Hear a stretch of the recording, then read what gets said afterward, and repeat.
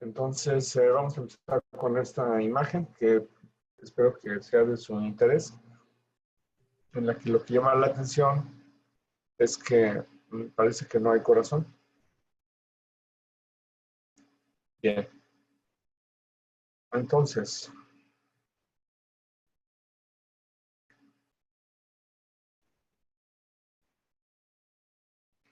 lo primero que tenemos que hacer en la evaluación radiográfica de patología cardiovascular es determinar si hay corazón y en dónde está el corazón. El corazón generalmente está del lado izquierdo.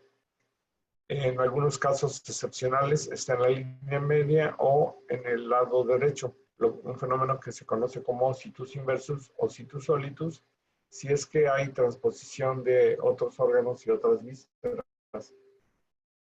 Una vez que confirmamos que el corazón está en su posición normal, el siguiente paso es determinar si el corazón es de tamaño normal o está alterado. No hay ninguna entidad a ciencia cierta que diga que el corazón está más pequeño de lo normal. Si bien en algunos casos, como en el tórax de un paciente enfisematoso, puede aparentarse que el corazón es de tamaño pequeño comparado con el tamaño torácico, el problema no es del corazón, sino que es un problema pleuropulmonar. Entonces, no hay tal cosa como que disminución del tamaño del corazón o corazón en gota o microcardia, que eventualmente puede ser un caso excepcional de alguna malformación. Pero en términos generales, el corazón es de tamaño normal o está aumentado en su tamaño. Podemos hacer una evaluación subjetiva, simplemente viendo que el tamaño del corazón sea más o menos 3 veces lo que cabe en el tórax. Pero la forma correcta de hacerlo es medir el índice cardiotorácico. El índice cardiotorácico se mide de la siguiente manera: se traza una línea vertical siguiendo las apófisis espinosas, suponiendo que no haya escoliosis. Luego se traza una línea que va del borde interno de una costilla al borde interno de la otra en la parte más ancha del tórax, y esto es lo que conoceríamos como el índice torácico. Luego trazamos una línea que va del perfil externo derecho a la línea media, y luego otra línea que va del perfil externo izquierdo a la línea media. Se suman la letra A más B y se divide entre C y nos da lo que se conoce como el índice cardiotorácico, que debe de ser menor de 0.52. Salvo ciertas excepciones, un índice mayor de 0.52 ya implica que es una cardiomegalia y por lo tanto patología cardíaca.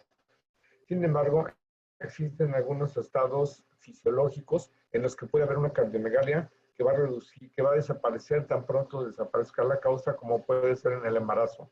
En el embarazo hay aumento del volumen circulante y puede producirse una cardiomegalia leve, muy sutil. En los pacientes con deportistas de alto rendimiento pueden tener una hipertrofia ventricular izquierda que puede producir una cardiomegalia leve. Algunos no aceptan esta situación y consideran que, independientemente del paciente, de las condiciones físicas del paciente, un índice por arriba de 0.52 ya se considera como anormal o patológico. Pero bueno, otra situación en la que hay cardiomegalia fisiológica, y eso sí es aceptado por todos, es en el recién nacido.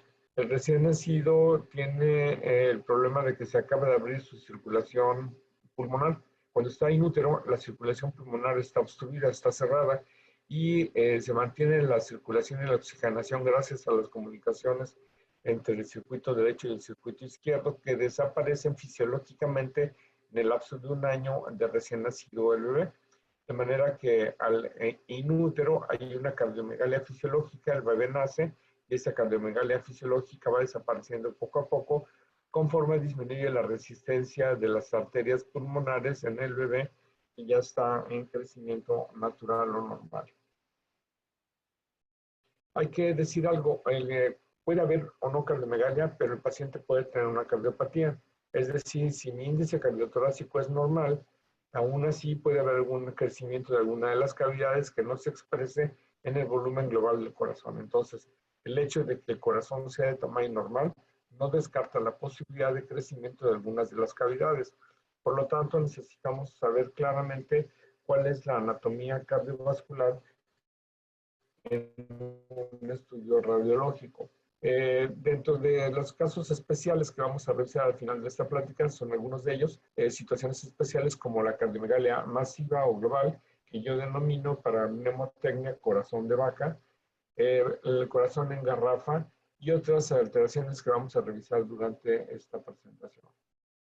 Entonces, es importante que tengamos ya muy claro lo que es la anatomía cardiovascular y recordar cuáles son las mediciones o digamos, la anatomía básica que tenemos que recordar. Y de una manera sencilla tenemos esta imagen del lado izquierdo en la que tenemos los 7 puntos del perfil cardiovascular que tenemos que dominar. El número 1 corresponde a la vena cava superior, el número 2 corresponde a la aurícula derecha, el número 3 es la entrada de la vena cava inferior a la aurícula derecha. El número 4 es el botón aórtico, no el callado, el botón aórtico. El número 5 es la proyección del tronco de la arteria pulmonar. El número 6, que no lo debemos de ver normalmente, es la orejuela de la aurícula izquierda. Y el número 7 es el perfil ventricular izquierdo. Si revisamos esta imagen de este GIF sobrepuesto, revisamos de nueva cuenta, tendríamos que aquí arriba están los vasos brachiocefálicos. Luego viene la vena cava superior que drena a la aurícula derecha. La vena cava inferior a veces hace un triangulito aquí cuando está drenando a la aurícula derecha. Luego tenemos el botón aórtico, que sería esto, la aorta nace del ventrículo izquierdo, hace esta curva haciendo el callado, y luego ya viene el botón aórtico y luego la aorta descendente. Luego tenemos la morfología del tronco de la arteria pulmonar. Por encima se ve esta estructura tubular que corresponde a la arteria pulmonar izquierda, que siempre nace un poco más arriba que la arteria pulmonar derecha. Luego tenemos en condiciones fisiológicas, únicamente seguiría el perfil ventricular izquierdo. En condiciones patológicas, cuando crece la aurícula izquierda que está acá atrás, se crece la orejuela y nos produce un arco supernumerario, un cuarto arco, que vamos a denominar, siguiendo a Pedrosa en su libro, el tercer mogul. Entonces, en el perfil izquierdo solo tenemos que ver 3 chipotes o 3 bolas, que son el botón aórtico, el perfil del tronco de la pulmonar y el ventrículo izquierdo. El tercer mogul es patológico. De una manera un poquito más compleja y más detallada, tenemos esta otra imagen en la que volvemos a repasar. Aquí vemos los vasos brachiocefálicos. Perdón. Vemos los vasos brachiocefálicos que se conjuntan la subclavia izquierda y la derecha para formar la vena cava superior que drena a la aurícula derecha. Aquí tenemos la vena cava inferior drenando a la aurícula derecha. A través de la válvula tricúspide pasaría la sangre al ventrículo derecho, que se encuentra pegado al esternón, es anterior. Si se fijan en la radiografía de tórax, no tenemos información del ventrículo derecho, solo tenemos información de la aurícula derecha y del ventrículo izquierdo. Luego, la sangre sale por el tronco de la arteria pulmonar, que representa el punto número 5 en la radiografía que tenemos de la izquierda. Luego emerge la rama izquierda, emerge la rama derecha y luego las arterias pulmonares, incluyendo la arteria interlobar derecha de la que les he hablado ya, que debe de medir de 14 a 16 milímetros. La sangre circula por el lecho pulmonar y regresa por las venas, 2 venas del lado derecho y 2 venas del lado izquierdo, a la aurícula izquierda que se encuentra aquí atrás. Decíamos que cuando crece la aurícula izquierda se dilata la orejuela y nos produce el tercer mogul o cuarto arco del perfil izquierdo. Luego, a través de la válvula mitral, pasa al ventrículo izquierdo y de ahí emerge por la aorta ascendente, que hace una curva que en pacientes delgados, en condiciones normales, no se ve. Pero en pacientes obesos o cuando hay una cardiopatía aterosclerosa, se produce una dilatación del arco ascendente de la aorta, del botón aórtico, y puede distenderse o dilatarse la aorta torácica o descendente. La dilatación de la aorta ascendente por arriba de lo normal, que ya quedamos que es de 5 centímetros, se corresponde con un aneurisma. Los aneurismas de aorta ascendente pueden ser congénitos o adquiridos. Y por otro lado tenemos que la patología valvular de la aorta puede hacer que dilate la aorta ascendente por el fenómeno de estenosis y la obstrucción a flujo. Pero en términos generales, esta es la anatomía básica que tienen que saber y entender las cavidades para que podamos progresar en nuestro conocimiento anatómico primero y después determinar cuándo es normal o anormal. Otra cosa importante de entender esta anatomía es extrapolarla a la tomografía computarizada. Por lo tanto, tenemos que aprender a dominar los cortes básicos que les voy a mostrar en este momento. Si hacemos un corte a nivel de los vasos brachiocefálicos, vamos a obtener una imagen como esta, en la que vemos el medio de contraste entrando por la vena subclavia, que finalmente va a ir a dar a la subclavia, al tronco brachiocefálico, ahí a la vena cava superior. Entonces, aquí únicamente vamos a observar la tráquea, en ocasiones el esófago, un puntito negro con aire, si es que tiene, hay que estar atentos si está dilatado o aumentado de volumen por un cáncer. Y tenemos puntitos blancos. Estos puntos blancos representan los vasos brachiocefálicos opacificados con medios de contraste. Generalmente, los puntos blancos que están anteriores son venas, los puntos blancos que están posteriores son arterias. El siguiente corte lo vamos a hacer a nivel del callado aórtico. Este es un corte muy sencillo y les debe de servir de referencia porque solo vamos a observar la tráquea, el callado aórtico y la vena cava superior. ¿Por qué está más blanca la vena cava superior? Porque se está inyectando el contraste directamente en la vena y aunque ya está empezando a tener circulación sistémica, todavía la concentración del yodo en esta parte es mucho mayor que en el resto de las estructuras vasculares. Seguramente si hacemos otro corte dentro de 10 o 15 segundos, la densidad de contraste de la cava ya disminuyó y ya está más o menos homogénea en todas las estructuras vasculares. El siguiente corte es un corte a nivel del tronco de la pulmonar. Entonces ahora ya estamos, fíjense que ya pasamos el callado, ya tenemos una aorta ascendente, una aorta descendente.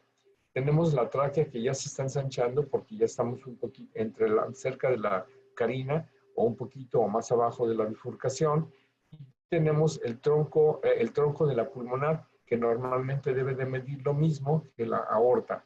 Este corte está un poquito más arriba de la emergencia del tronco, ya se ve la rama izquierda. Recuerden que la rama izquierda de la arteria pulmonar nace un poco más alta que la derecha. No está muy bien demostrado en esta lámina, pero nos da una idea. Entonces siempre aparece primero la rama izquierda y en un corte un poquito más abajo tendríamos la rama derecha. Ya podemos observar el bronquio izquierdo y el bronquio derecho. ¿Qué hay en el resto del espacio mediastinal? Pues por un lado hay grasa, que es lo oscuro. Por otro lado, tenemos pequeños puntitos que pueden ser ganglios, que son normales y miden menos de 1 centímetro en su diámetro mayor. En la porción anterior del mediastino se encuentra el timo, lo cual es normal en un paciente hasta 20, 22, 23, 25 años. Y en casos de estrés físico, como pacientes que están en terapia intensiva durante mucho tiempo, se produce una hiperplasia tímica. También hay que ver que el timo tenga esta morfología triangular, finita, delgadita.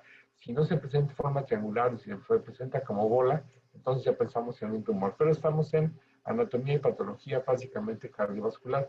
El siguiente corte es un corte a nivel de las aurículas, en el que vamos a ver aurícula derecha y aurícula izquierda. Sí tenemos algo de información de los ventrículos, pero aún no es una información total, como lo veríamos en el siguiente corte, que es un corte ventricular. Aquí tenemos entonces aurícula derecha, recuerden que es el perfil derecho del corazón, el ventrículo izquierdo, el perfil izquierdo, la aurícula izquierda que está atrás, que no la vemos en la radiografía simple, y el ventrículo derecho que está pegado al esternón y normalmente no lo vemos en la radiografía simple.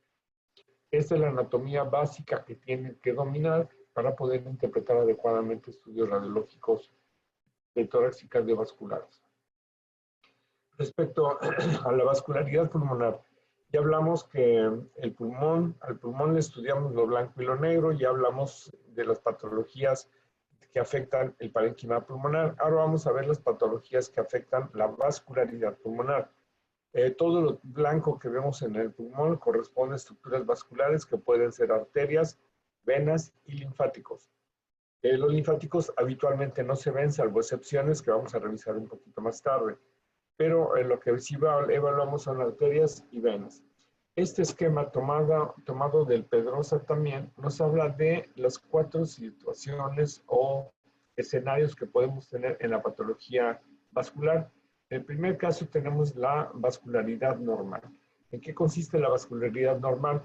Pues los ilios siempre tienen estas estructuras vasculares. Fíjense cómo hay tubitos negros porque a un lado corren los tubitos blancos. Acuérdense que siempre corre una arteria y un bronquio.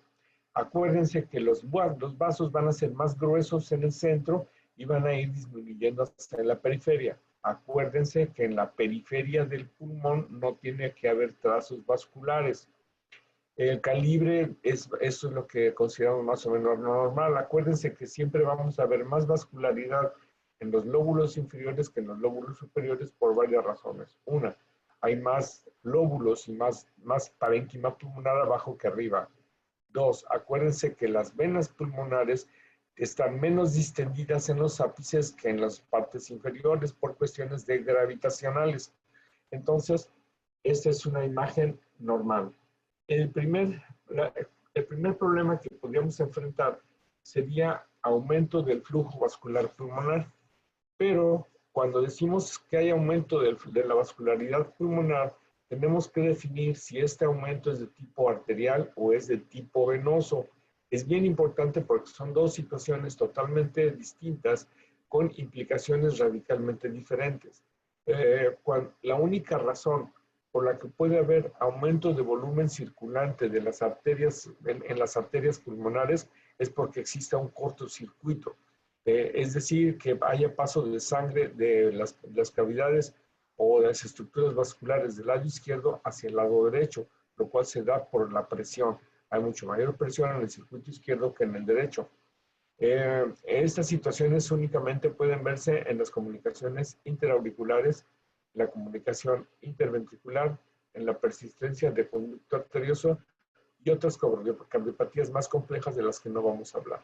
Entonces, cuando aumenta el flujo vascular arterial, las arterias van a estar dilatadas y gordas. Si se fijan, en esta morfología cardiovascular vamos a ver el perfil izquierdo, vean la aorta, que está pequeña, vean el segundo arco, que es el tronco de la arteria pulmonar, que está dilatado, y el perfil ventricular izquierdo, que aparece tal vez normal. Vean los ilios, que en este caso son gruesos, están gordos, pero están bien delimitados. Y ahora vean la arteria interlobar derecha, cómo está más blanca y más gorda. Compárenla con la imagen número 1. Entonces, estos signos que estamos viendo son signos de hipertensión arterial pulmonar, que implican aumento del flujo vascular pulmonar arterial, que durante una temporada lo puede resistir sin crecimiento de cavidades, pero cuando esto se prolonga, empieza a repercutir sobre la pared de las arterias, aumentando la resistencia dentro de las mismas y produciendo estos datos que acabamos de mencionar, que son dilatación de la arteria interlobar derecha, dilatación del tronco de la pulmonar, y el fenómeno que le sigue es el crecimiento ventricular derecho. Bien.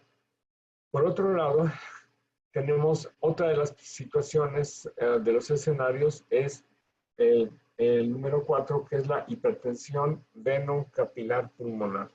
En estos casos hay encharcamiento de la sangre en el circuito venoso, ya sea por una falla ventricular o por un proceso obstructivo en cualquiera de las cavidades izquierdas, que van a hacer que se encharque la sangre. Al encharcarse la sangre en las venas, estas se dilatan y se produce el fenómeno del que hablamos como cefalización del flujo.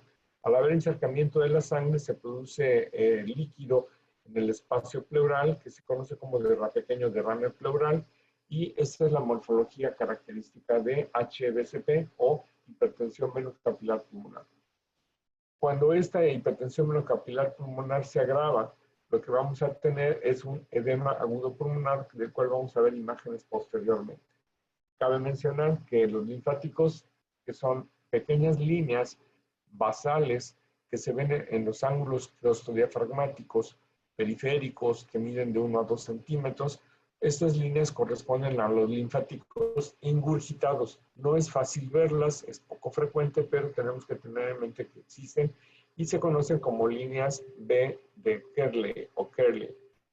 Estas líneas se llaman B porque existen las líneas A y C, que también son linfáticos ingurgitados que corren hacia el ilio, que hacen una especie de línea o de S itálica, y que cualquiera de estas opacidades de tipo lineal, finitas o delgaditas, podría corresponder a más linfáticos ingurgitados de las otras categorías. Entonces, el escenario de la vascularidad pulmonar puede estar normal, aumentada o disminuida. ¿En qué casos puede estar disminuida la vascularidad pulmonar? Cuando hay un proceso obstructivo. Entonces, si hay una estenosis en alguna de las ramas de las arterias o si llega un trombo y tapa una de las arterias en forma significativa, va a haber disminución de la vascularidad. Entonces vamos a ver una parte del pulmón más radiolúcida, o sea, más oscura, y no es porque tenga más aire, sino porque hay menos vasos. Entonces, cuando hay una estenosis valvular o una estenosis periférica, va a haber dilatación por aumento de la resistencia de la estenosis en forma retrógrada y disminución del flujo vascular en forma distal. Entonces, la vascularidad pulmonar puede estar normal, aumentada o disminuida. Si está aumentada, tenemos que definir si es arterial o si es venosa. Bien. Entonces, en una radiografía de tórax, aquí esta es una tomografía, pero tiene un efecto de sumación de varias capas, en la que podemos ver la suma de toda la vascularidad pulmonar. Fíjense de nuevo cómo se respeta la periferia. Fíjense de nuevo cómo tenemos aquí el tronco de la arteria pulmonar, el botón aórtico, el perfil ventricular izquierdo. Aquí no vemos la vena cava superior porque no estamos en ese corte, pero vemos la rama derecha de la arteria pulmonar, su división hacia el bronquio del lóbulo superior, la arteria interlobar derecha, muy importante, con una rama que va hacia el lóbulo inferior y otra rama hacia el lóbulo medio. De manera que aquí tenemos una sobreposición tanto de arterias como venas, ya que la sangre llegó por las arterias y se ventiló y se oxigenó, regresa por las venas a la aurícula izquierda que está aquí atrás y vamos a continuar con este proceso. Bien, vamos a analizar esta imagen que ya vimos en una clase anterior, en donde tenemos un cateterismo derecho, así se titula cuando el catéter está entrando por la vena cava inferior y vamos a investigar las cavidades derechas, se llama cateterismo derecho. Entonces entra el catéter por la vena femoral, pasa por la aurícula derecha, pasa por el ventrículo derecho, llega al tronco de la pulmonar y ahí se hace la inyección de contraste. Fíjense, confirmando que la arteria pulmonar izquierda es más alta que la derecha. Tenemos la rama derecha y la arteria interlobar derecha. La sangre llega a los alvéolos en donde se oxigena, y ahora viene de regreso. Pasamos a esta fase venosa de la arteriografía y entonces la sangre ya viene por las venas, 2 del lado derecho, 2 del lado izquierdo, a la aurícula izquierda que se encuentra ahí atrás. Vean que tenemos el botón aórtico, la pulmonar y el ventrículo izquierdo, y no existe el tercer módulo o cuarto perfil porque no está crecida la orejuela. Este es un estudio básicamente normal. Otra forma de entender esta sobreposición de la vascularidad, es decir, si la desdoblamos utilizando esta lámina de Netter, podemos entenderlo de otra manera. Fíjense, inyectamos el medio de contraste en la vena del paciente, o en este caso el catéter entró por la vena femoral, aurícula derecha y tronco de la pulmonar, y ahí se hizo el disparo. La sangre se va por las arterias pulmonares hasta llegar a los capilares. Aquí en los capilares se van haciendo cada vez más delgaditos, se hace el lecho capilar, y aquí es donde pasa por los alvéolos y en donde se oxigena la sangre. En esta parte, la sangre de las arterias pulmonares es venosa. Y en esta parte, en donde ya viene la sangre de regreso a las cavidades izquierdas, que es venosa, la sangre es oxigenada. Entonces, la sangre, ya que se filtró, ya que se oxigenó, llega a la aurícula izquierda, pasa a través de la mitral al ventrículo izquierdo y pasa a través de la válvula aórtica a la aorta para irse a la circulación sistémica, para hacer la irrigación y la oxigenación de todo el cuerpo, para luego regresar de nueva cuenta por la vena cava inferior y la vena cava superior. Entender este esquema es bien importante porque para entender cuáles son las repercusiones de las patologías de cavidades izquierdas y cavidades derechas y poder diagnosticarlas y comprender sus manifestaciones de imagen y clínicas. Vamos a empezar por la patología más frecuente que van a ver ustedes en la consulta externa como médicos generales, médicos familiares, etcétera, y va a ser la hipertensión arterial sistémica. La hipertensión arterial, que es el producto del endurecimiento de las estructuras vasculares arteriales periféricas, van a hacer aumento de la resistencia dentro de la luz de las arterias, que van a producir un aumento en la resistencia al vaciamiento ventricular. Lo mismo sucedería si tenemos una estenosis valvular. Entonces, esta sobrecarga de presión hace que el ventrículo izquierdo se tenga que trabajar más, pero el ventrículo izquierdo es muy muscular y es muy poderoso y puedes tolerar con bastante facilidad este aumento de la presión. Entonces, pero poco a poco va produciendo hipertrofias, como cuando vamos al gimnasio y hacemos mucho músculo, nos vamos a producir así, nos vamos a poner así como bien fortachones y se va a producir hipertrofia muscular. Esto sucede en el ventrículo. Mientras el ventrículo izquierdo aguante esta presión, únicamente vamos a tener crecimiento ventricular, pero va a llegar un momento en que el músculo ya no aguante la presión o si no está bien oxigenado porque las coronarias están tapadas, se va a dilatar. O si hay alguna enfermedad muscular, alguna enfermedad como el alcoholismo, como la enfermedad de Chagas, algunas cardiomiopatías virales, el ventrículo izquierdo se va a aguadear, se va a dilatar. Al dilatarse el ventrículo izquierdo, se dilata también la válvula mitral y, además, y entonces existe ya un problema de vaciamiento de la aurícula izquierda. Entonces, cuando se contrae el ventrículo izquierdo, que se contrae una presión muy alta, le manda sangre también a la aurícula izquierda y la dilata. Al producirse esta dilatación o encharcamiento de la sangre en la aurícula izquierda, las aurículas son muy débiles en cuanto a estructura muscular, son básicamente membranosas. Sí tienen músculo, pero no tanto. Entonces no soportan la sobrecarga de presión.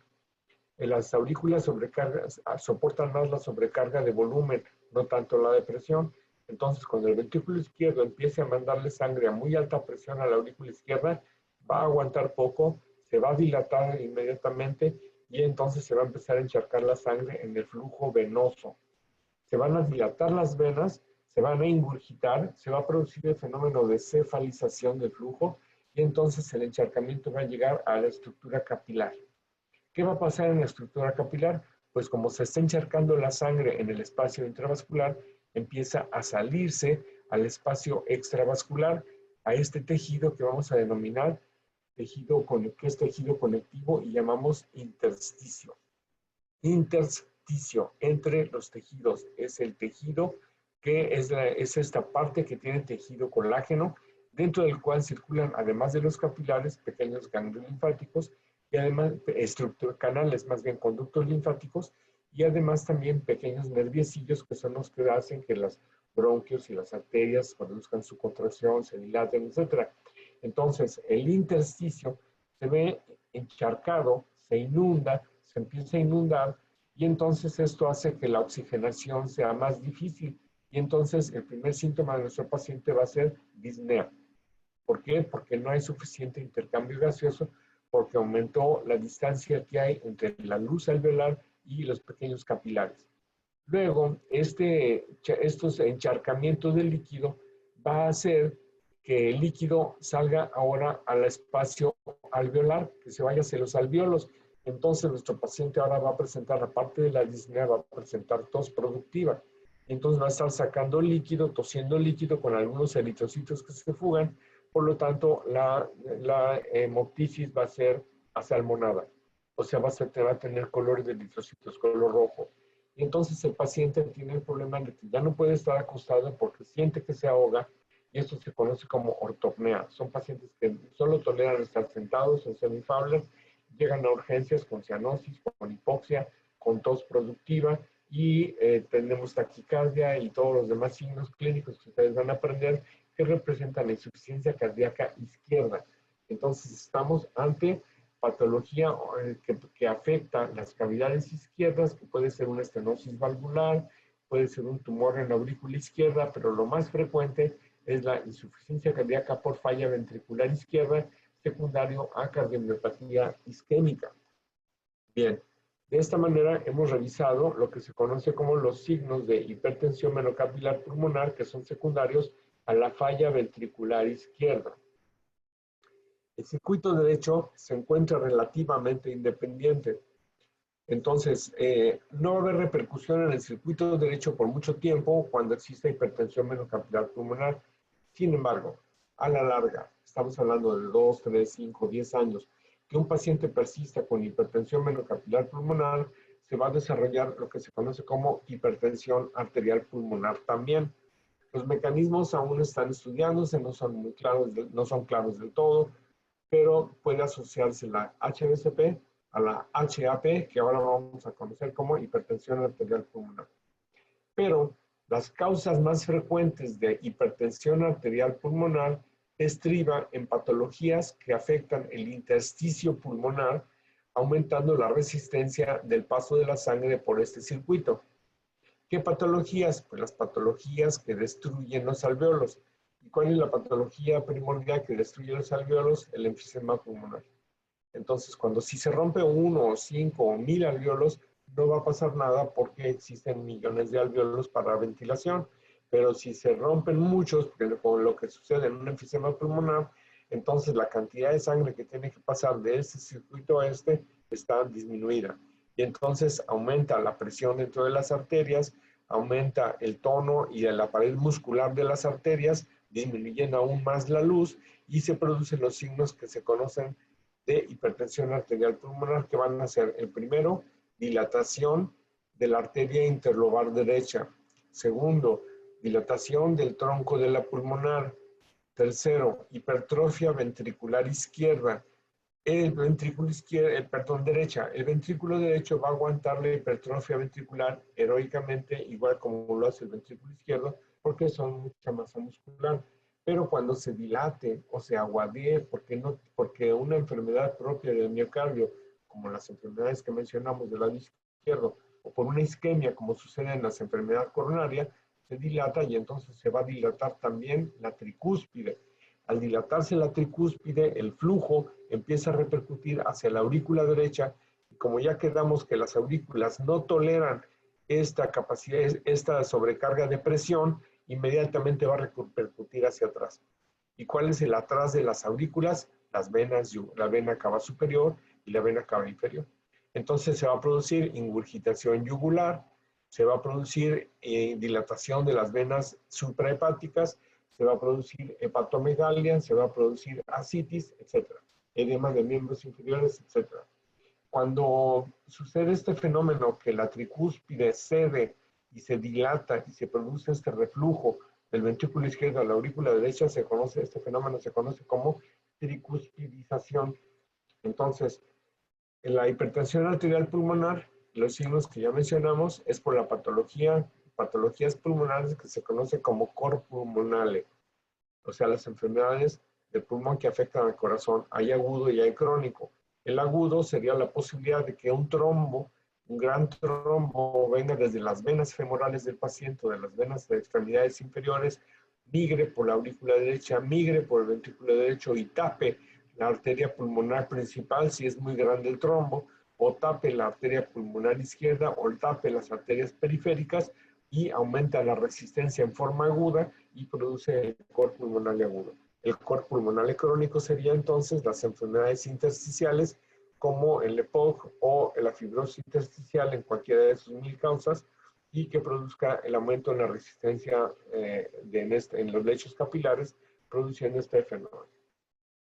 Esta parte es bien importante que la entiendan para comprender lo que es la falla ventricular izquierda y lo que es la falla ventricular derecha, lo que es signos de hipertensión venocapilar pulmonar por este lado contra los signos de hipertensión arterial pulmonar, que funcionan hasta cierto punto como independientes porque son dos circuitos, dos corazones, pero sobrepuestos en una sola imagen, que sería en el estudio radiológico o tomográfico. Bien.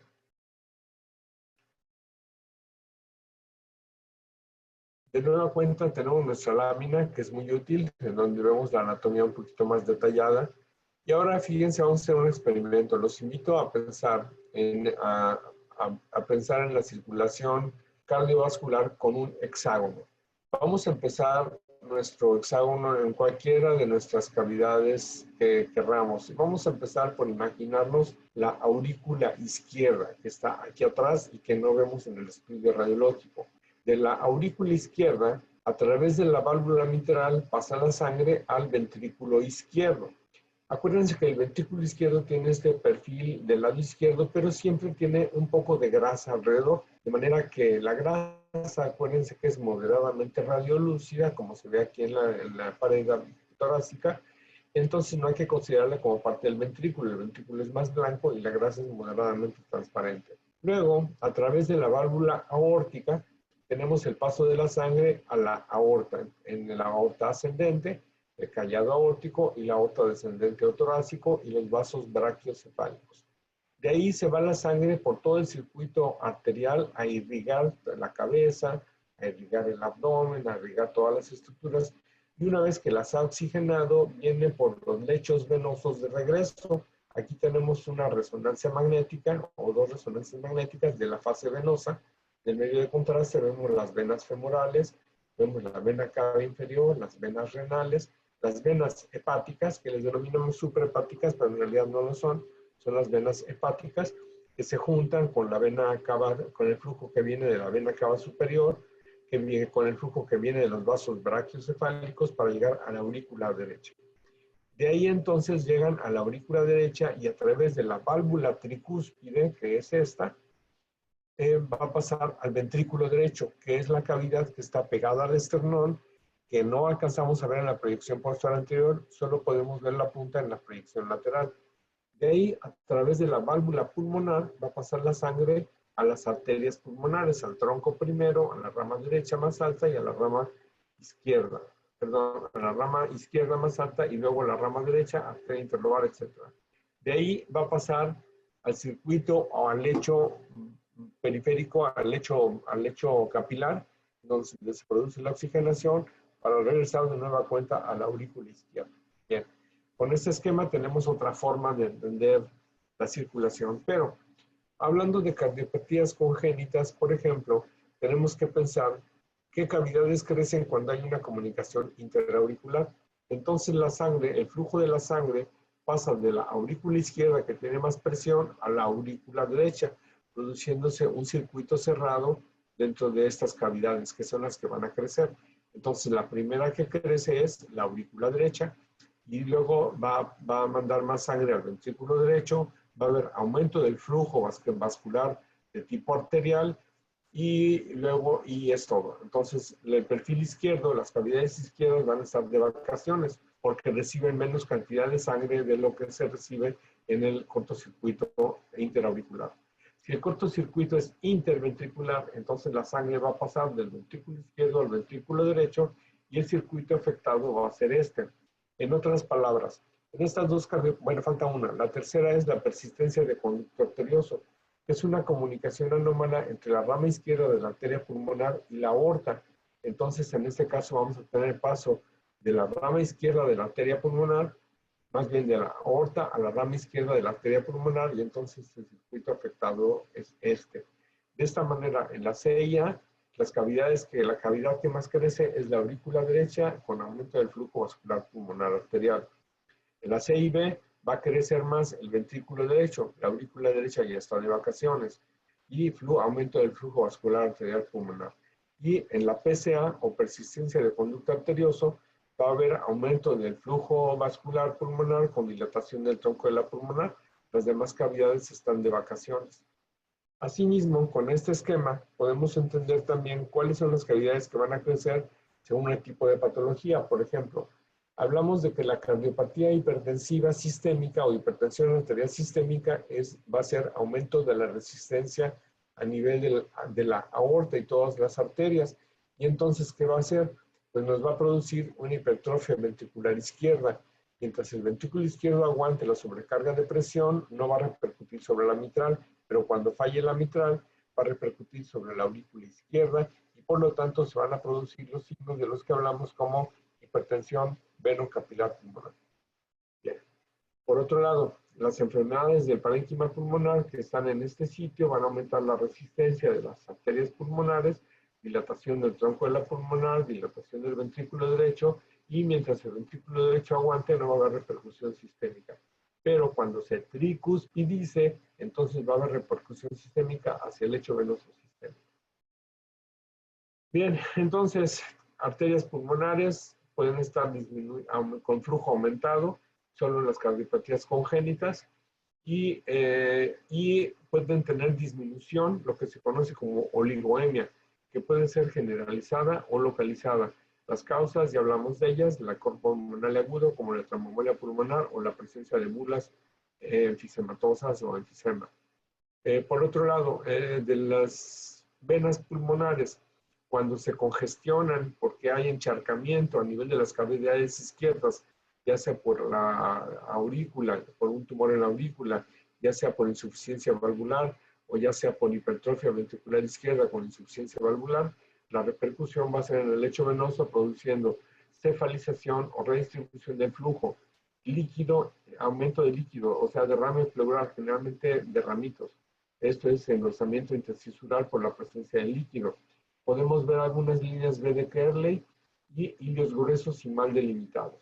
Cuando todo esto sucede y llega al extremo, vamos a tener al paciente que va a caer en edema agudo de pulmón con este tipo de opacidad iliar bilateral, con broncograma aéreo, que respeta la periferia, con disnea, el paciente está ahogando, está intubado, y acuérdense que hay dos tipos de edema pulmonar, el cardiogénico y el no cardiogénico. Bien. Así pues, entonces tenemos que la hipertensión arterial pulmonar se caracteriza por disminución de la vascularidad periférica, porque las arterias han disminuido su luz, hilos gruesos y bien delimitados, dilatación del tronco de la pulmonar, como en este caso, y de la arteria interlobal derecha, y crecimiento ventricular derecho, que puede que no veamos, aunque a veces el ventrículo derecho crece, gira, y nos da un perfil que pareciera del ventrículo izquierdo, pero es el ventrículo derecho. Esto se podría confirmar en el electro. Por otro lado, entonces, los signos de hipertensión venocapilar pulmonar son cefalización del flujo, la presencia de linfáticos ingurgitados o líneas B de Kerley, pequeños o escasos derrames pleurales, que suelen ser bilaterales, hilos gruesos y de bordes mal delimitados, y signos de crecimiento de cavidades izquierdas, como sería aumento del perfil ventricular izquierdo, crecimiento auricular con un doble contorno y la presencia de la orejuela. Esto es bien importante porque esta es la patología básica que vamos a enfrentar todo el tiempo. Ya casi para terminar, entonces les voy a mencionar ahora algunas de las morfologías cardíacas típicas que cuando vean ustedes inmediatamente tienen que brincar a su mente, uy, qué corazonzote, tiene corazón de buey. Entonces, el corazón de buey o cor bovis es una entidad en la cardiología antigua, aparece en un libro de cardiología que se conoce como Espinovela, y se refiere a un corazón inmensamente grande, como el corazón de los bueyes. Un corazón de buey pesa 1 kilo, kilo y medio, porque son animales muy musculares y necesitan gran potencia ventricular, pero entonces a eso se le llamaría corazón de buey. Sin embargo, yo le he cambiado el título por cuestiones de género, por aquello del equilibrio de género, pero sobre todo para poder hacer una mnemotecnia que nos recuerde cuáles son las causas de una cardiomegalia masiva, o sea, cardiomegalia inmensa con crecimiento de toda la morfología cardíaca. Entonces voy a pensar, en lugar de corazón de buey, voy a pensar en corazón de vaca. Las causas de un corazón inmenso, en primer lugar está el derrame pericárdico. En segundo lugar está una enfermedad que se conoce como enfermedad de Epstein, que es la implantación anormal de la válvula tricúspide. Es una implantación baja y hace una aurícula derecha tan grande, que produce esta imagen de corazón de vaca. Pero es muy poco frecuente, entonces déjenla como última posibilidad. Luego tenemos la situación de enfermedades reumáticas, fiebre reumática que afecta a múltiples válvulas, produciendo estenosis e insuficiencia valvular, tanto tricuspidia como mitral como aórtica, y produce este tipo de cardiomegalias. Y luego tenemos la más frecuente, que es la cardiomiopatía isquémica, es decir, el ventrículo que sufre por isquemia generalmente y se aguanga, se dilata y nos produce esta morfología que suele acompañarse de signos severos de hipertensión venocapilar pulmonar. En cambio, el derrame pericárdico es un poquito diferente. Este es un corazón de buey, vean el tamaño de un corazón, por eso se llama, bueno, pudo haber sido de buey o de una vaca, pero entonces se recuerden, la mnemotecnia es corazón de vaca. El derrame pericárdico suele presentar esta morfología que denominamos o conocemos como imagen en garrafa. Imagínense un globo, más que una garrafa porque es rígida, imagínense un globo que llenamos con 1 litro de agua y lo suspendemos desde el pedículo. Va a tener un pedículo angosto con una morfología aglobada, pero simétrica, de tendencia simétrica. Esta imagen que ven corresponde a un derrame pericárdico. Nótese que como no es por una falla ventricular izquierda, las venas brachiocefálicas no están dilatadas, el pedículo es angosto y esta morfología tiende a ser simétrica, más o menos simétrica, no necesariamente simétrica. El diagnóstico del derrame pericárdico es relativamente sencillo con el ecocardiograma, lo cual vamos a ver en el taller del día de mañana. Dentro de las causas del derrame pericárdico son múltiples, como pueden ver. Dentro de las más frecuentes están la insuficiencia renal crónica, y otras menos frecuentes serían las traumáticas, infecciosas, neoplásicas, etc. ¿Cuánto tolera de líquido un saco pericárdico? Depende de la velocidad de instilación o de la velocidad en la que se instale, más bien no instilación, sino instalación. Entonces, por ejemplo, en un hemopericardio, un paciente normal que de pronto se le colecten 200 o 300 cc de sangre en la cavidad pericárdica, lo va a dar problema. ¿Qué problema produce el derrame pericárdico o el líquido en la sangre en el pericardio? Que impide que el corazón se expanda de manera adecuada para tener su fracción de eyección adecuada. Entonces, ¿qué hace el corazón cuando no puede dilatarse para poder mandar el flujo sanguíneo que necesita? Aumentar su frecuencia. Entonces se produce una taquicardia y esto puede complicar la situación clínica. La anomalía de Epstein es una anomalía, puede ser de adulto y de niños, lo más frecuente es que sea de niños, y nos va a dar una morfología como esta, en la que tenemos un corazón del tamaño del mundo. Hay que tomar en cuenta que en el recién nacido la hipertrofia o hiperplasia, más bien de timo, es algo muy evidente que nos induce siempre a pensar que hay cardiomegalia cuando no se trata de eso. Entonces la correlación clínica es muy importante con la imagen de la morfología cardiovascular. Vean aquí, es un esquema que nos muestra cómo la válvula tricúspide se encuentra normalmente baja, produciendo una cardiomegalia severa y además que se acompaña de un cortocircuito, que en este caso va a ser un cortocircuito que va a favorecer el crecimiento de las cavidades.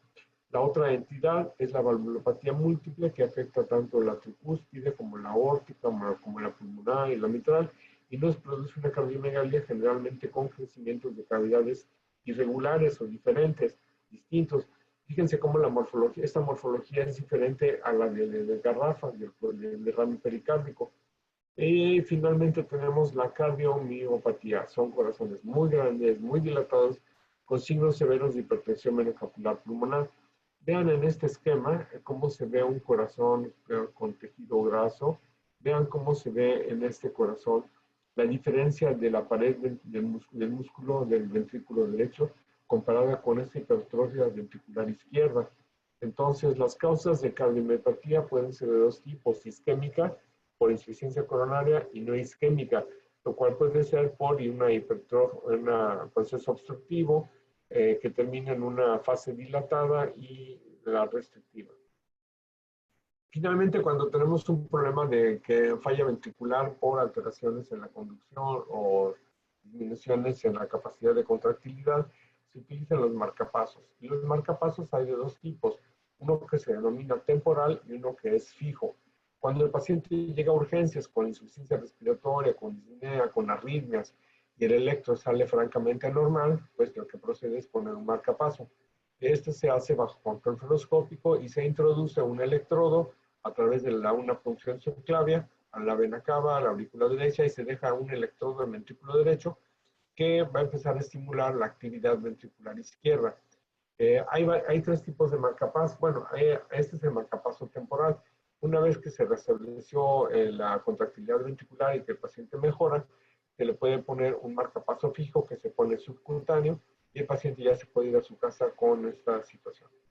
En algunos casos es necesario aplicar marcapasos con dos electrodos, en cuyo caso un electrodo se queda en la aurícula derecha y el otro se va al ventrículo derecho. Y en algunos casos particulares puede requerirse tres electrodos, lo que se conoce como marcapaso tricameral, porque uno se encuentra en el seno coronario, uno en la aurícula derecha y otro en el ventrículo derecho, y esto favorece que la contractilidad muscular del corazón esté más enérgica, más eficiente, según el contexto clínico del paciente. Entonces tenemos marcapaso unipolar, marcapaso bipolar y marcapaso tricameral. ¿Qué nos interesa evaluar en un marcapaso cuando un paciente tiene un marcapaso? En primer lugar, la integridad de los cables. En segundo lugar, la localización de que los electrodos estén en el sitio que deben estar, que son los que hemos mencionado previamente. Para terminar, les regreso al caso que les presenté al inicio, un paciente que no tiene corazón. En la placa lateral tampoco vemos su corazón y en la tomografía se encontró que la tenía en el abdomen. Este es un caso publicado en la página de Radiopedia, pero es un caso fake, es un caso que se conoce como, es un caso que llamaron ectopia cordis de un Tillman. Si se acuerdan quién es Tillman, es el hombre hoja de lata, que no tiene corazón, pero en realidad es un caso que suben cada año el Día de los Tontos, el Día de los Inocentes, que para nosotros es en diciembre, lo hacen en abril, y es un caso pues simpático. De esta manera terminamos con nuestra presentación de patología cardiovascular.